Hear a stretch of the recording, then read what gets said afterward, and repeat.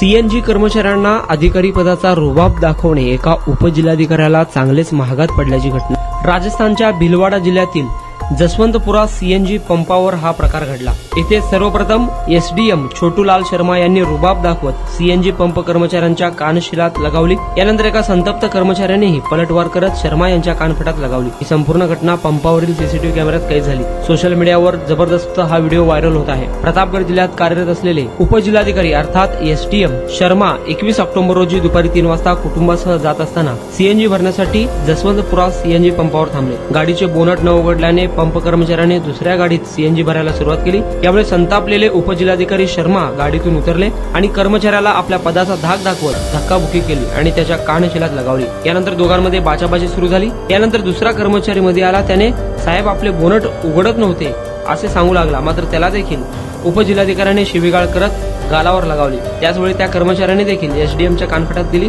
एसडीएमना थाबड बसताच petrol पंपावर गोंधळ उडाला आणि त्याच्या कुटुंबातील लोकही समोर आले। अधिकारी पदाचा माज दाखवणाऱ्या या उपजिल्हाधिकारी शर्मा यांनी लगेच पोलिसांना बोलावले आणि 3 कर्मचाऱ्यांविरोधात तक्रार दाखल करून त्यांना अटक केली। मात्र सीसीटीव्ही फुटेज व्हायरल झाल्यानंतर सत्य समोर आले। फुटेजमध्ये उपजिल्हाधिकारी स्वतः कर्मचाऱ्यांवर हात उगारताना स्पष्ट दिसत आहे। या व्हिडिओची सोशल मीडियावर जबरदस्त चर्चा सुरू आहे।